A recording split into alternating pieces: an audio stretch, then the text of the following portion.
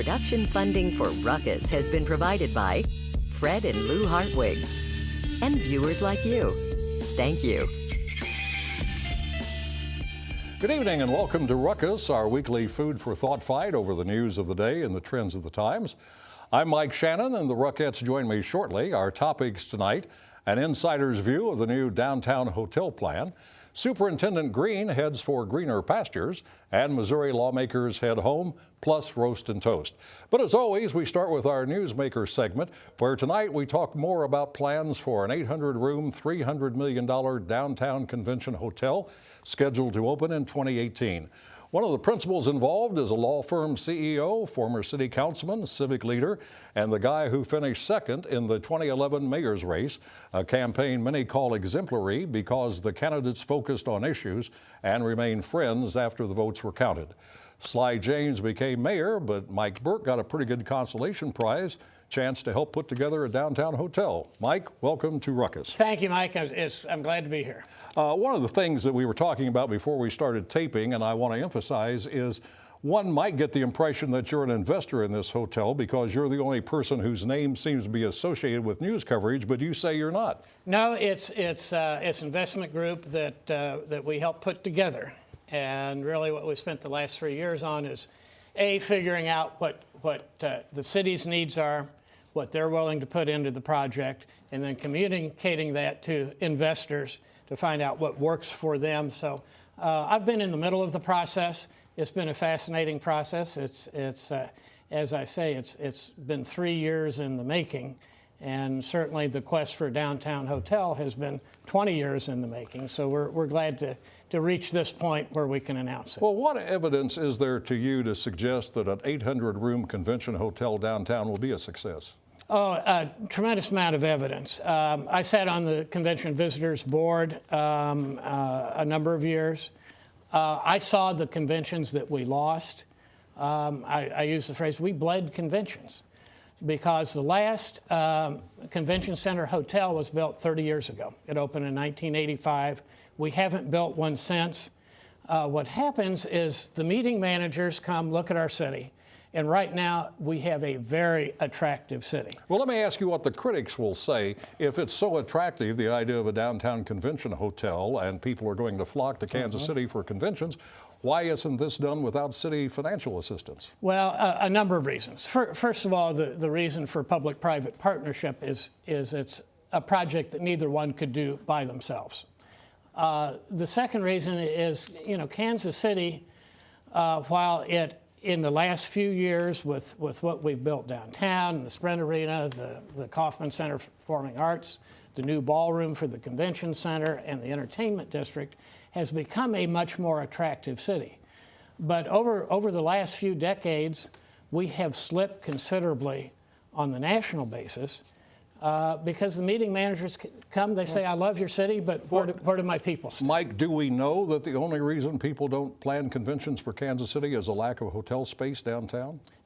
That is the primary reason. It's the number one reason that meeting managers cite. I can tell you, just since the hotel was announced, Ronnie Burt, who's director of Visit KC, says he's gotten 24 calls of people interested in Kansas City based on the new hotel. He actually had one call from a convention, major convention, that had written off the city and now is putting us back on the list to consider. Where do things stand now in terms of the City Council taking some action and getting this project underway? Yesterday, Wednesday, the City Council Plans and Zoning Committee unanimously passed out an ordinance authorizing an MOU, a Memorandum of Understanding with the city. What the Memorandum of Understanding does is it lays out the project, what the commitments are, and then it gives our group 120 days to put together the financing through the TIF Commission and bring it back to the City Council. A couple of quick final questions. Did your relationship with the mayor play a significant role in being able to ostensibly put this together? Well, I think having some form of credibility in going to the mayor and say, I'd like to work on it. And we started discussing this over 3 years ago. Did the streetcar line, the location of the proposed streetcar line, make a difference in the location of the hotel? It's certainly an enhancement to the hotel. The location of the hotel, which is between Baltimore and Wyandotte, 6th Street, 16th Street, and Truman Road, is a full city block. Most of it is owned by the city. It is immediately adjacent to the ballroom. And a gift to the hotel developers. Well, it's part of the city investment. $13 million gift. Yes. More or less. One final quick question. You still want to be mayor? No.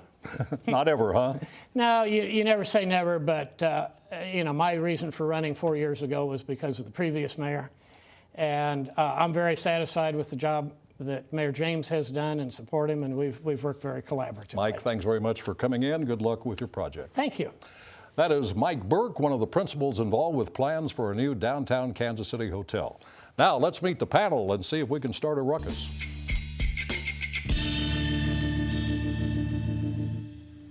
Jim Heater is a former Kansas City, Missouri councilman and is now the president and CEO of the Greater Kansas City Chamber of Commerce. Gwen Grant is the head of the Urban League in Kansas City. Mary O'Halloran is a media and communications consultant. And we are happy to welcome back Woody Cozad, president of the Cozad Company, a government relations firm. Well, let's follow up on the Mike Burke interview and talk more about the idea of a downtown convention hotel, long seen by many as mandatory if Kansas City is ever to compete for major convention business. We know the basic facts: 800 rooms, $300 million, tax breaks from the city, run by the Hyatt Corporation, and strongly endorsed by the mayor and other civic leaders. What about the business community? Is it solidly behind this plan? Jim?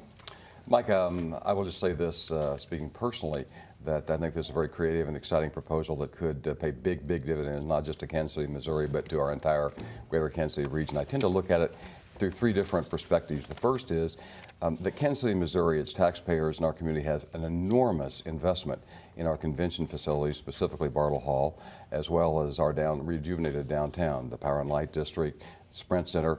And what this will do, I think, by boosting our convention business, it will help us realize an acceptable return on investment on those very substantial investments, those assets. The second thing is it'll bring a vibrancy and energy to our downtown community.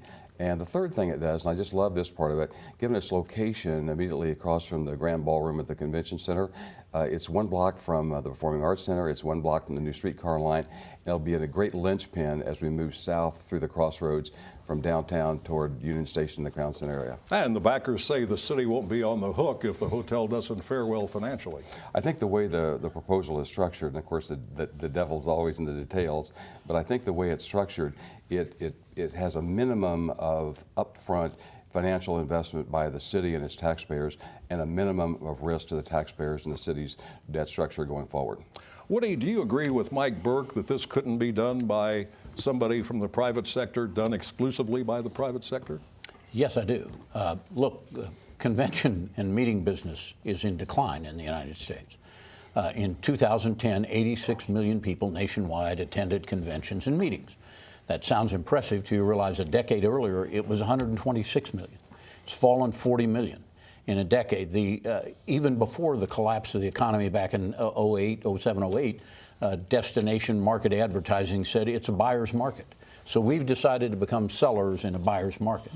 That doesn't look like a sound business decision to me. This is going on all over the country. Austin built an 800-room hotel, projecting 300,000 room rentals a year. They've never reached 200,000.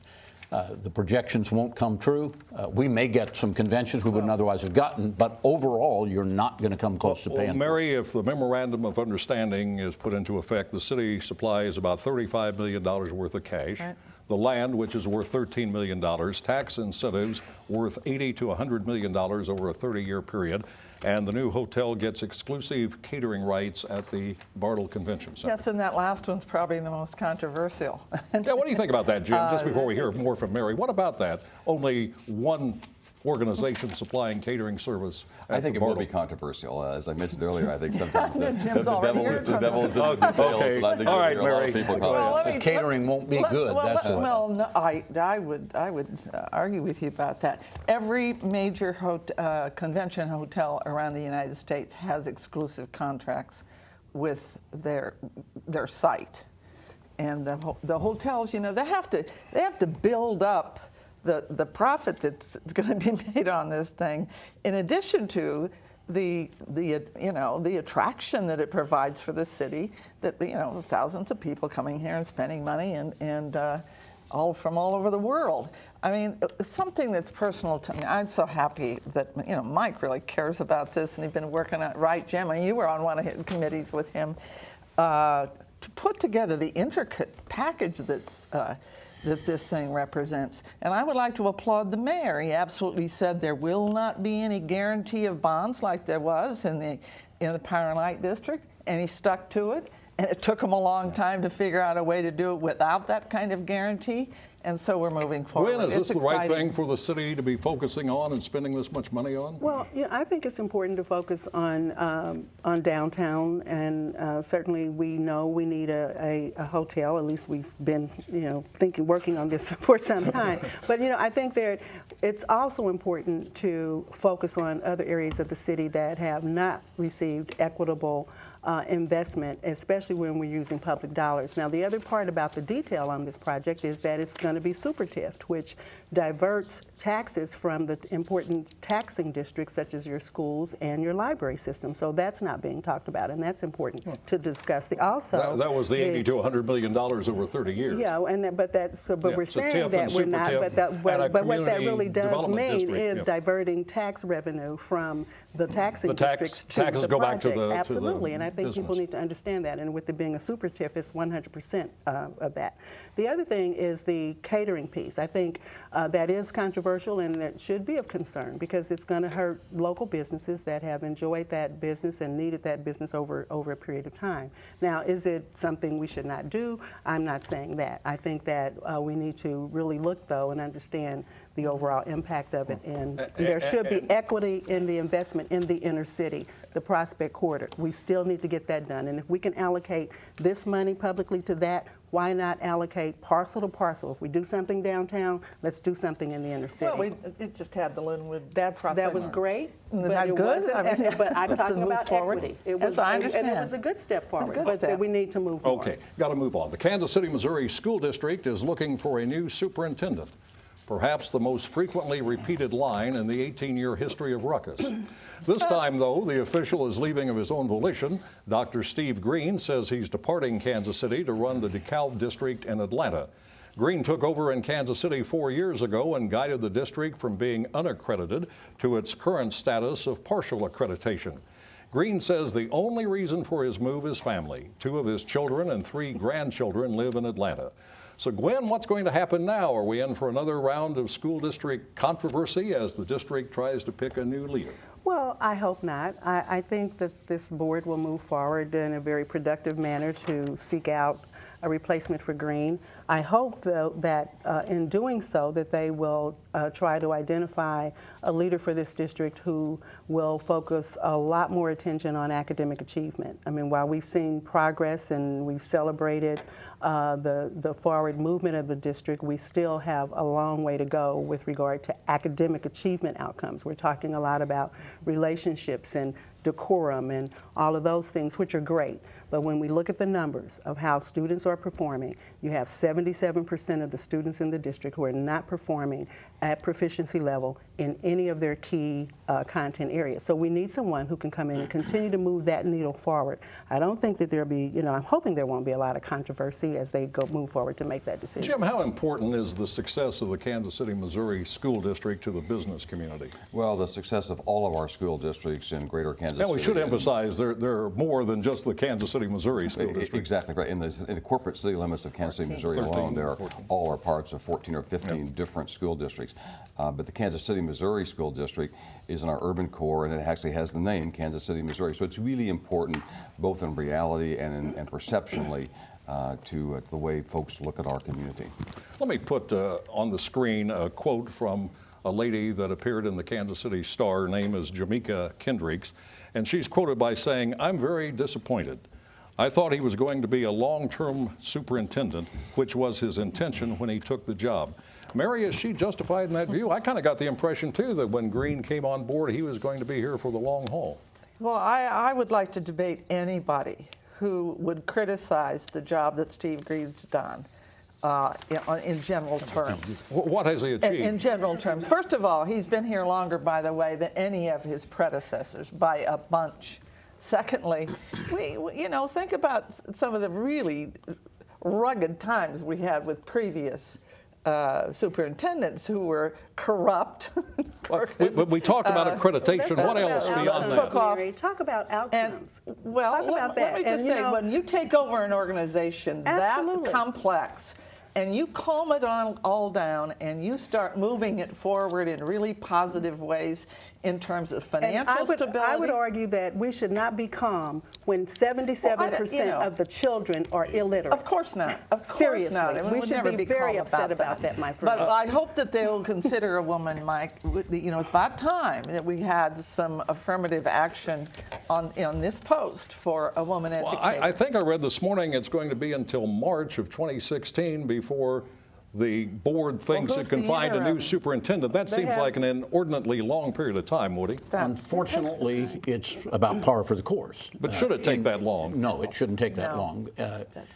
The search process is designed to make money for people who broker people into these jobs. That's what it's designed for. And at higher educational level, I've been through it, K through 12, it's the same thing. Gwen and I are in complete agreement. Look, are they better off than they were when Green took over? Absolutely, they are better off. It is a more solid, stable district. Good. Now, the question is, okay, it's solid and stable, so now are the kids learning? Answer, no. And you asked if this is important to the business community. No, it is not.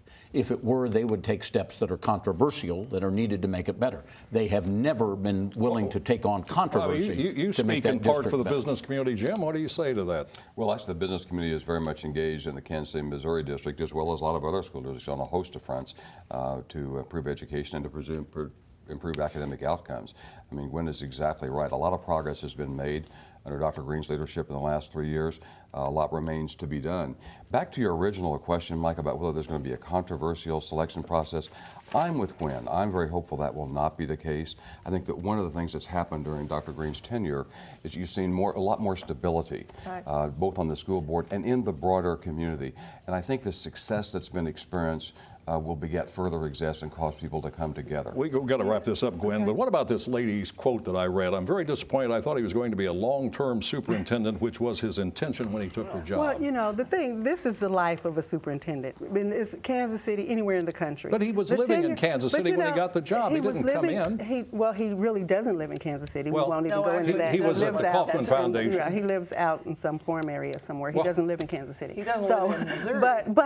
Which, he doesn't live in Atlanta now which I think is kind of crazy too. Yeah. But the reality is that superintendents move around, and he has family in Atlanta, and that's what he's saying, and so that's what we have to accept. The reality is that it's about careerism. Yeah, that's what there are reports that he's making a lot more money in Atlanta. He's going to make a lot more money in Atlanta. And he's making 300 and some thousand he's now probably in going to make Kansas City. $500,000 That more. I can understand. He's Just the probably- kids. Yeah. Just All the right. kids. Not only will there be new leadership in the Kansas City School District, there will be a new leader in the Missouri House. As the legislative session ended late last week, the Speaker of the Missouri House, Republican John Deal, resigned after his sexting relationship with a 19-year-old female intern became public. Succeeding him is Todd Richardson of Poplar Bluff. The GOP leadership called the session a success. Democrats think otherwise. Woody, you spent a lot of time lobbying in Jeff City. What would you say were some of the Republican achievements? Well, they passed right to work through both houses, which had never happened before. They passed a bill to deal with our school transfer law and the problems that come with it, and some significant school reforms in there. Maybe the biggest education reform bill we've ever had. It has a long way to go, but it's progress. They passed caps on medical malpractice lawsuits. I lobbied against that, but they passed them. They passed a bill on the waters of the United States as defined by our DNR, our Department of Natural Resources. That doesn't matter to us very much in Kansas City, but if you farm in this state, it's vital. They shortened the unemployment compensation period. And finally, House Bill 501. I want to close with this one, sponsored by the prescient Representative Monticello, a Democrat, which requires course materials in sex education to deal with the subject of the consequences of wait for it, inappropriate text messaging. I think we need that bill. Right to work. Woody, right? The legislature passed right to work. Governor Nixon will likely veto it. He will likely. Then special certainly session, September session, perhaps an override? Well, there's a veto session in September. It's unlikely to be overridden. The votes weren't that great, so it's unlikely to be overridden in the House. It is not, however, impossible. It could be done. If you can get enough people to move, get within 4 or 5 votes, then you're looking at the last 4 or 5 people saying, hey, you can make history. Jim, the Chamber of Commerce sends people to Jeff City to lobby. How did the Chamber do in terms of its lobbying efforts with the Missouri legislature? I think when you look at this particular session of the General Assembly in Missouri, Mike, there were a number of disappointments. There were some really important issues on which the General Assembly did not act. I'll just give you 2 of them. The first one is there was no substantial legislation on finding a financial fix for our crumbling and deteriorating highways, bridges, and roadways. There was nothing came out of this session that augurs well for transportation in Missouri. The second is the General Assembly's failure to act on Medicaid expansion, which would provide health care to thousands of Missourians who need it, who deserve it. It would also bring millions and millions of federal dollars into the state of Missouri. And no action was taken on either of those, just as examples. What's the Chamber's position on right to work? The Chamber actually doesn't have a position on. Well, what's on your right to work. position on right to work? Right to work, I think I would agree with Governor Nixon, who is almost certainly going to veto right to work, but that's just a personal opinion, not a position of the Greater Kansas City Chamber of Commerce. Gwen, what would you like to have seen been done by the legislature that didn't occur? I agree with Jim on everything. In addition, I would add the body cams. They didn't do anything to move forward legislation on body cams and restrictions relative to deadly use of force in law enforcement. Body cams on state legislators? Body cams on police. for law enforcement. Come on. Well, but I agree with Jim on everything else. It's almost impossible for a legislature that's so torn when the majority party is going through such wrenching events as happened to the Republican state auditor. God, there's just a whole number of other people, and this crazy speaker thing that came up with the texting. But I agree with Jim and Gwen both. Having an opportunity to, with a small increase in the gas tax, to bring in, I don't know, what was it, $300 million? In the first 2 years, there were estimates in federal funds. One wonders just what would the reason be not to do that, particularly now that gas prices are low and are predicted to stay that way. Quick final question, Woody, and then we got to move on. The state, I thought, reaffirmed that cities can't raise the minimum wage beyond the level set by the state. Is that correct? Yep. And yet I understand there's possibly going to be an election in Kansas City, Missouri on that very question? Yes. How can that be? Or what's the point You of can it? have the election. But Then the Well, if question they is, can get it done does it mean anything? prior to the law taking effect. One last thing. If you think they didn't pass Medicaid expansion because of the speaker's situation, they didn't pass it because they were elected to not do it. And so they did what the voters sent them to Okay, do. now we have to turn to Roast and Toast, where the Rockettes heap praise or scorn on people and events in the news. And we start with Woody. What you're seeing on the screen right now is the revised statutes of Missouri as they existed in the early 50s. When I was a boy, there are 4 volumes. Now what you're seeing on the screen are the revised statutes of Missouri going into 2015, 21 bound volumes, 4 soft bound volumes. Do you really feel more secure and better off than you did before they passed all those laws? So a roast for the members of the General Assembly who introduced 2,100 bills this year. A toast for the members of the General Assembly who, when you discount budget bills and things they had to do, only passed 77. And that's why you elect a Republican legislature. Jim. No, I'm sorry, Gwen. Okay. Somebody. Oh, okay. Then I have a toast for Mr. Fred A. Curls, who recently passed away. Mr. Curls was one of the founding members of Freedom Incorporated, and he was a great servant for the greater Kansas City area, promoting political empowerment and civil rights. He was a trailblazer in the movement to remove restrictive covenants that prohibited real estate agents from selling property to African Americans to live in segregated communities. He made a major impact on the civil rights landscape of the greater Kansas City area. His legacy will live on for many years. Mary. Well, if one lives in Kansas, the one is required to roast what's going on in Topeka. It's really astounding what's happening. 2 days ago, in this chaotic mess of they're trying to figure out how to balance a budget that was created by Brownback's tax cuts. It's $800 million worth. Their last one was to kill the Kansas Bioscience Authority because it has $32 million that could help pay for the debt. So they're not doing a good job, and they're threatening the courts. Just will not sell. Jim.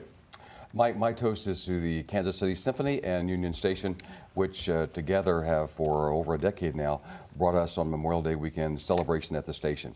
It is a wonderful gift of the Symphony and Union Station to our community.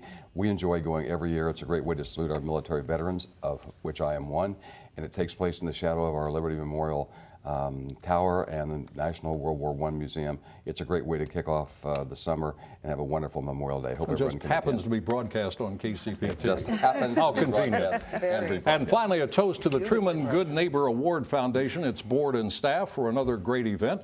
The award's recipient, former governor, congressman, energy secretary, and ambassador Bill Richardson, was a much more entertaining and thoughtful speaker than I expected. And as I always expect, my longtime friend and former radio co-host Jerry Fogel did a superb job as master of ceremonies. I trained him very well. To read about the foundation's good work, go to its website, trumanaward.org. And that's Ruckus for this week. We're back next Thursday evening at 7. Now on behalf of the Ruckettes and the crew, I'm Mike Shannon saying thanks very much for watching and good night.